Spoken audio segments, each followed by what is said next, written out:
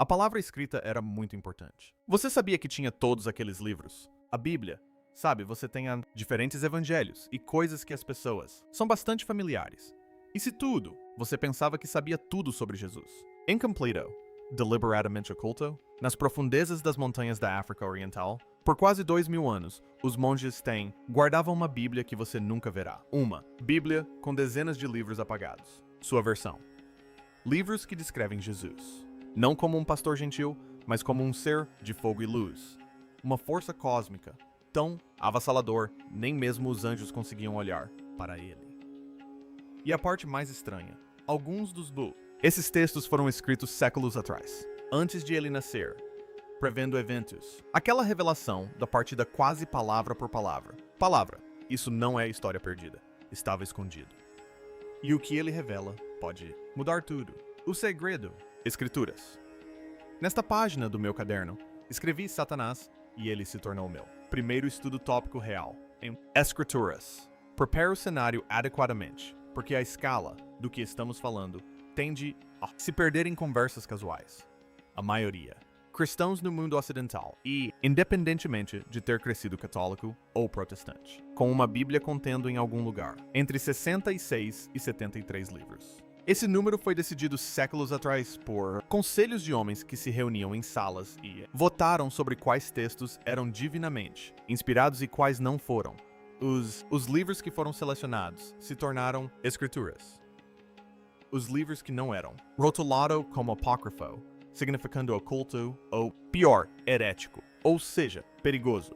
Eles foram retirados de circulação, proibidos de entrar em igrejas e, em muitos casos, destruídos fisicamente. A suposição que a maioria das pessoas tem, quer eles percebam ou não, é isso mesmo. Os livros da Bíblia deles são os História Completa, que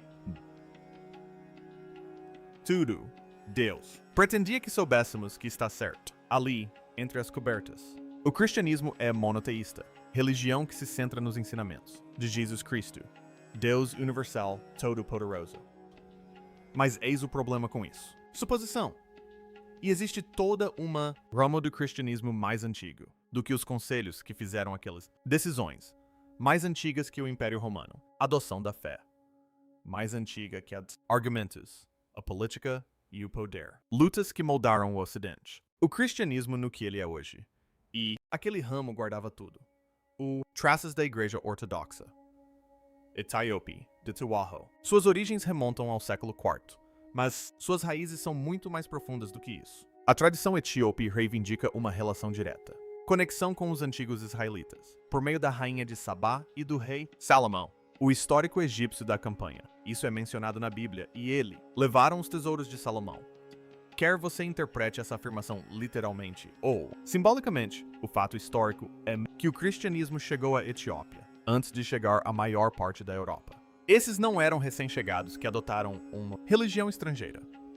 Estas estavam entre os primeiros povos da terra a se autodenominarem seguidores de Cristo. E por causa de geografia.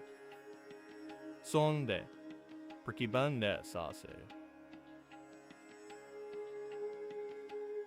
Etiópia e rodeado por montanhas e desertos e foi extraordinariamente difícil de alcançar. Durante a maior parte da história da humanidade, a Etiópia, igreja desenvolvida em isolamento quase total, da máquina política que era, remodelando o cristianismo em Roma, Constantinopla e Alexandria, enquanto os conselhos no Mediterrâneo. O mundo debatia quais livros guardar e qual descartar, o etíope. Os monges estavam copiando tudo.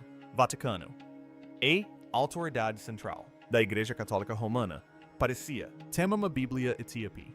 Cada texto, cada evangelho, cada visão apocalíptica, todo o relato de Cristo que estava circulando entre os primeiros crentes, eles não escolheram a dedo, eles preservaram.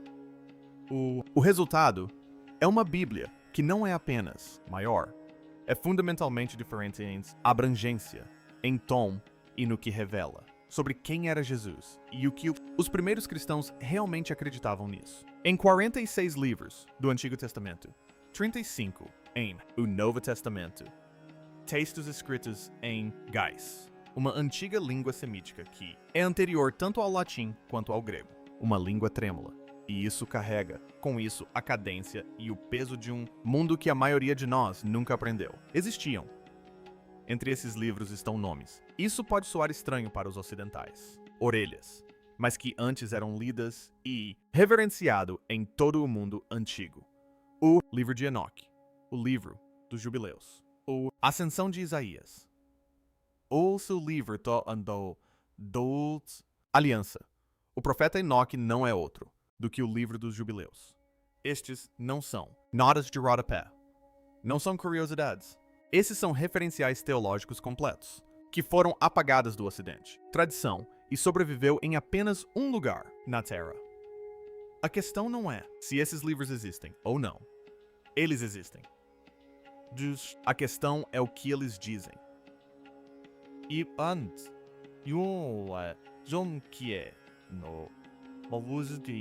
dizer isso é suficiente para te fazer reconsiderar tudo o que você aprendeu sobre a figura mais importante da história da humanidade, o Jesus cósmico. Se você cresceu em algum lugar no Oeste, mundo, você carrega uma imagem específica de Jesus na sua cabeça. Você pode nem mesmo seja religioso e ainda assim você o carrega. Porque está em todo lugar. Está em pinturas, em filmes, em vitrais, windows. A pintura de Jesus poderia ser seu Salvator Mundi ou Salvador do Mundo nas capas dos livros, no ilustrações que sua avó tinha, a parede. Um homem gentil com olhos suaves. Um rosto sereno, um hobby esvoaçante, pele clara, geralmente cabelo claro, uma expressão de compaixão serena. Essa imagem era pintados à existência durante o Renascimento europeu por artistas que, consciente ou inconscientemente, fez Jesus parecer com as pessoas ao redor deles. É um retrato de conforto. Foi projetado para ser acessível, familiar, seguro e tem absolutamente nada a ver com como os primeiros cristãos o descreveram. Manuscritos etíopes descrevem uma figura que seria irreconhecível para a maioria, frequentadores de igrejas modernas. Seu cabelo chaude, descrito como brilhante como lã pura, atingido por uma luz solar intensa, luminoso e vivo, irradiando luz como se estivesse um material e não uma cor. Seus olhos não são gentis, são ardentes como chamas presas dentro do cristal. E elas não oferecem tanto conforto quanto total transparência.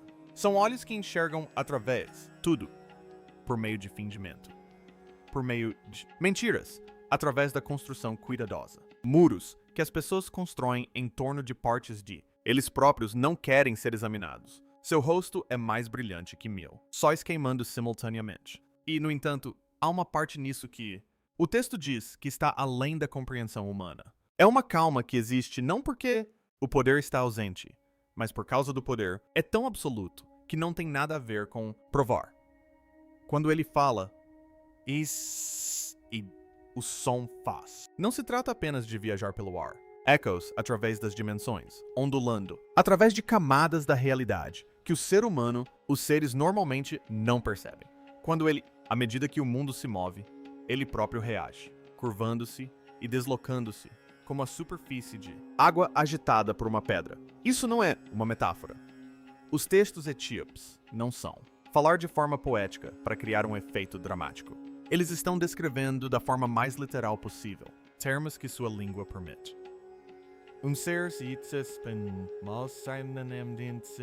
De magnitude tão incompreensível que a palavra humano mal se aplica. E aqui está. O que torna esta descrição tão significativa?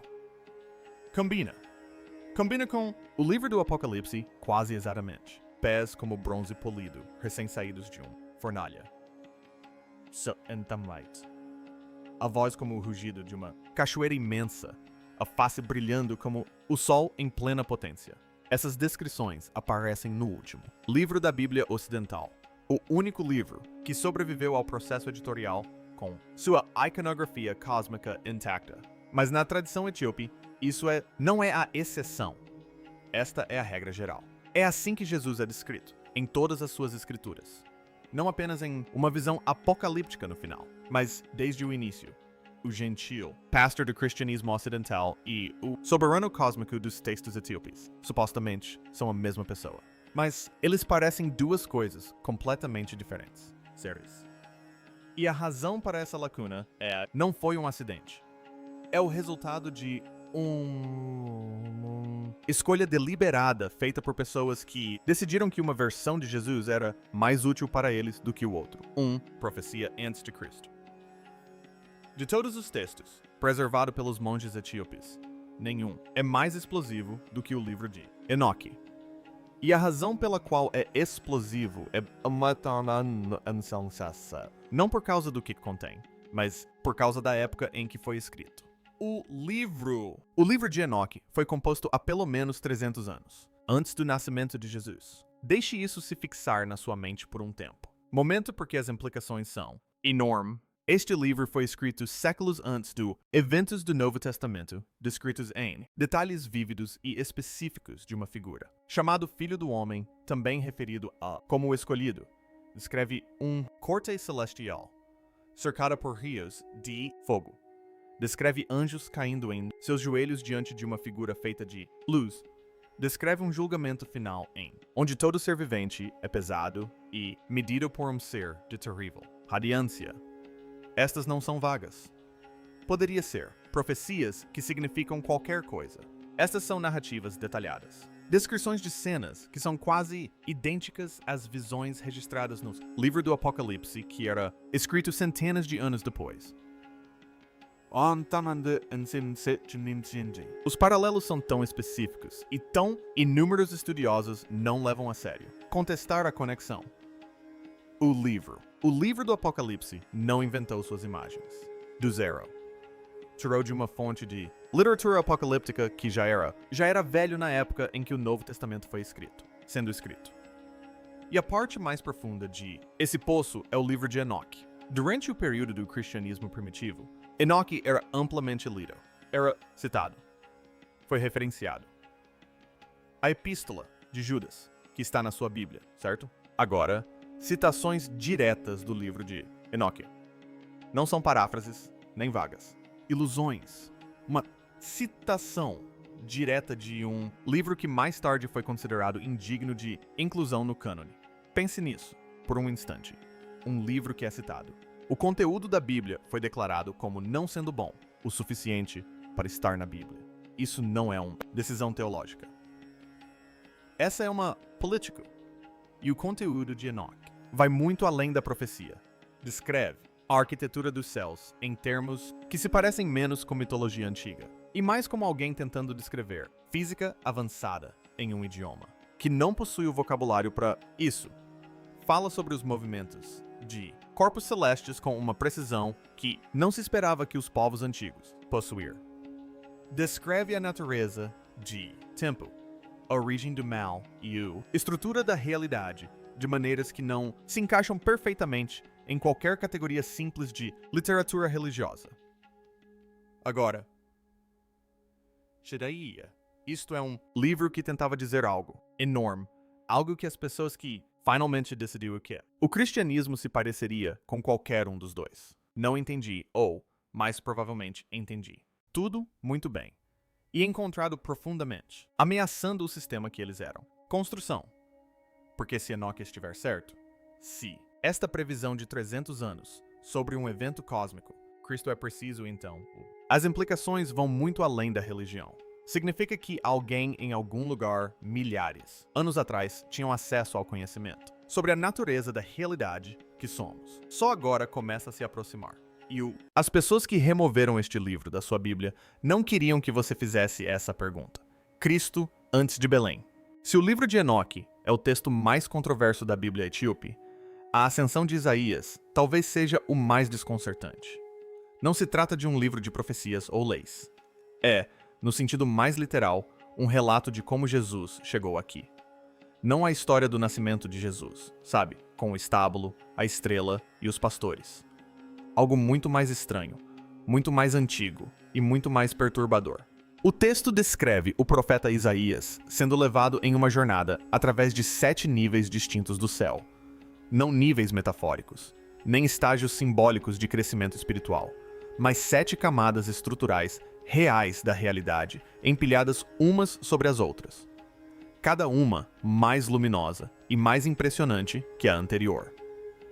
Isaías descreve ter visto estruturas feitas de luz e som que não têm equivalente na experiência humana. Ele vê seres de tal brilho que um ser humano comum seria destruído simplesmente por sua proximidade. E no nível mais elevado, além de todos esses, ele vê o amado como uma figura de luz e poder tão superior a tudo que existe abaixo dele, que a palavra Deus parece insuficiente para descrevê-lo. E então, o amado começa a descer. É aqui que o texto se torna algo que se assemelha menos a escrituras antigas, e mais a um relatório confidencial sobre uma operação que nunca deveria ter sido tornada pública. O texto diz que, à medida que Cristo descia por cada um dos 7 níveis do céu, ele deliberadamente deixava cair seu brilho. Camada por camada, ele diminuía sua glória. Ele fez isso não porque estivesse perdendo poder, mas porque os níveis inferiores da realidade não podiam suportar sua presença plena. Ele estava se adaptando às limitações de cada dimensão pela qual passava. Quando chegou aos céus mais baixos, os anjos de lá não o reconheceram. Eles o olharam e não viram nada de extraordinário. E o Criador de toda a estrutura da existência estava passando por seu domínio sem que eles percebessem. Quando chegou à Terra, quando era um recém-nascido em Belém, envolto em panos e deitado na palha, o disfarce era total. Um ser de infinito poder cósmico havia se comprimido no corpo de um bebê indefeso. Todo o céu, segundo o texto, prendia a respiração. Contemple essa imagem por um instante. Esqueça tudo o que aprendeu na escola dominical e considere apenas a narrativa crua. Um ser poderoso o suficiente para construir a arquitetura da realidade decide, por razões que o texto diz estarem enraizadas no amor e na libertação, disfarçar-se completamente, encolher-se através de 7 camadas de existência, atenuando sua luz a cada estágio, até chegar à forma mais frágil e vulnerável possível. Não para conquistar, não para governar, mas para despertar algo. O texto diz que sua missão não era simplesmente ensinar moralidade ou dar o exemplo de bom comportamento. Sua missão era quebrar correntes para libertar os seres humanos que estavam presos em um estado de sono espiritual, para reacender algo dentro de cada pessoa que estava adormecido desde o princípio. Ele não veio como um rei exigindo obediência, mas como uma faísca destinada a lembrar a cada ser humano o que ele realmente é. E esse relato circulava entre os fiéis séculos antes de os concílios da Igreja decidirem como seria o cristianismo oficial. Os monges etíopes não inventaram isso. Eles simplesmente se recusaram a descartá-lo. Palavras perdidas de Cristo. A Bíblia etíope não apenas descreve Jesus de forma diferente, como também o cita de maneira diferente. Dentro da tradição etíope, preservada em textos como o Livro da Aliança, existem ditos atribuídos a Jesus que nunca apareceram em nenhuma Bíblia ocidental. Não porque tenham sido comprovadamente falsas, não porque os estudiosos tenham determinado que eram inautênticas. Simplesmente não foram selecionadas. Foram descartadas por homens que tinham a autoridade para decidir o que o mundo ouviria ou não. E quando você lê essas declarações, começa a entender por que foram removidas. Em uma passagem, Jesus diz aos seus seguidores que eles não são feitos de pó. Ele lhes diz que são filhos da luz. Essa única frase detona toda a estrutura da religião institucional.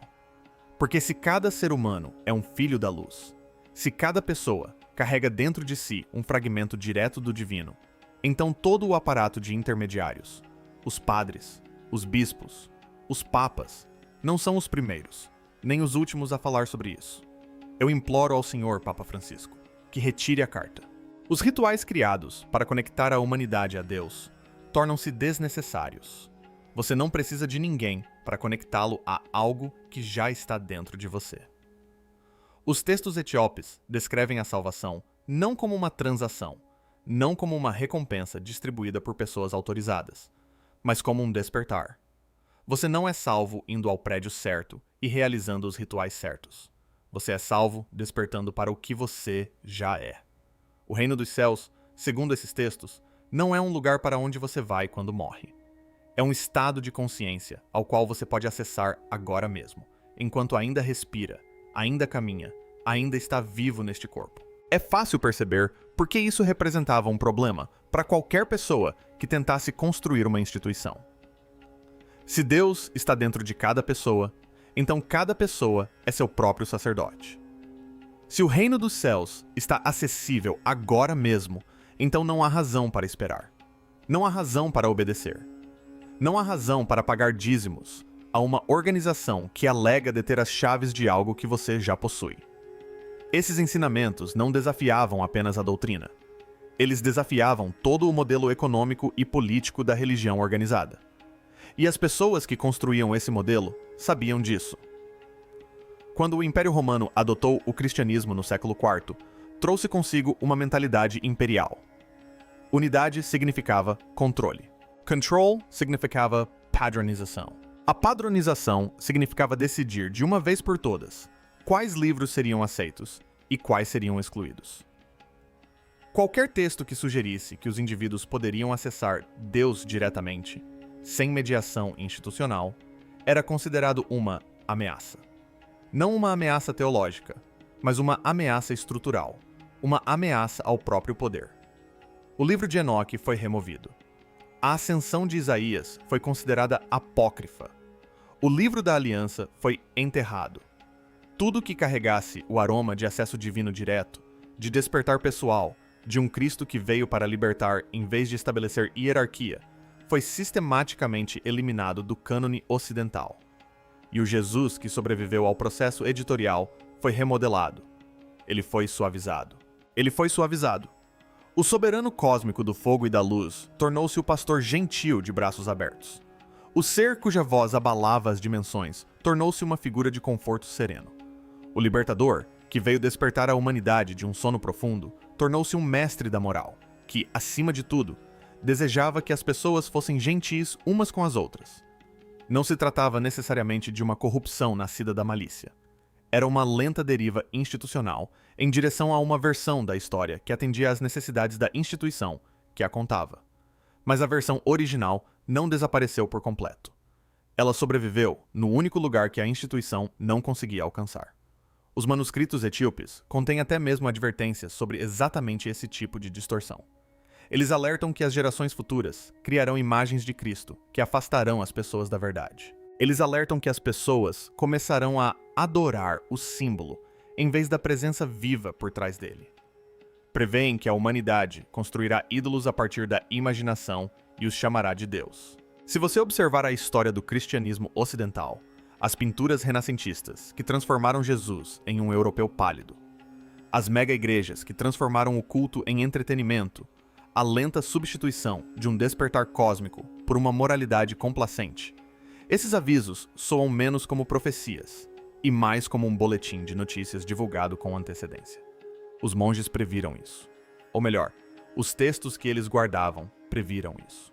E mesmo assim, mantiveram esses textos a salvo, copiados à mão, geração após geração, em mosteiros aos quais só se chega escalando uma corda na lateral de um penhasco. O canhão oculto.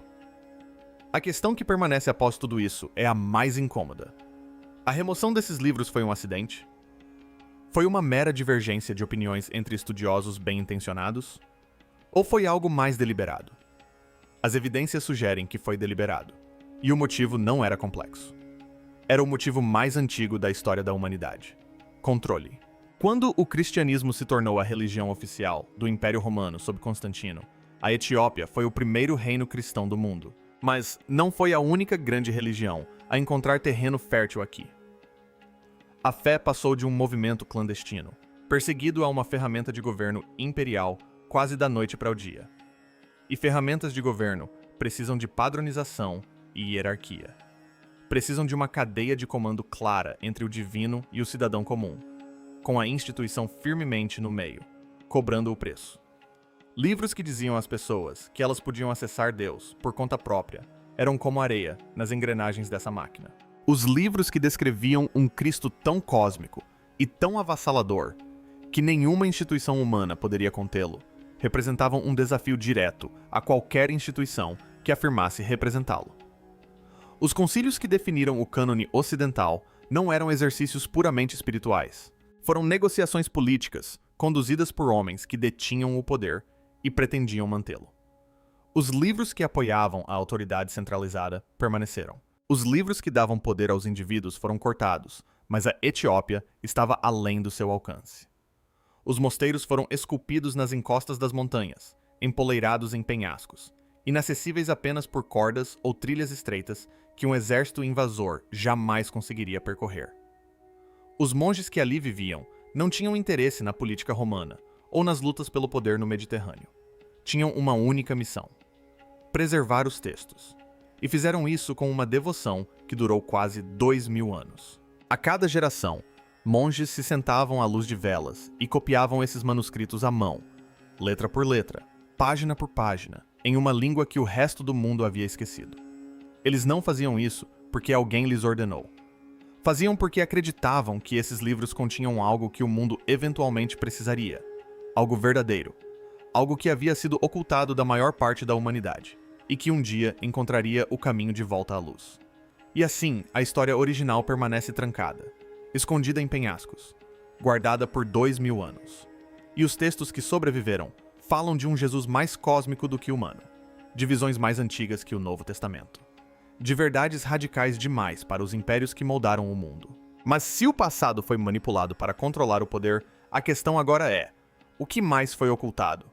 E até onde seria preciso ir para encontrar? A resposta está lá fora, à espreita nas sombras, aguardando para ser revelada. Estamos prontos para vê-la?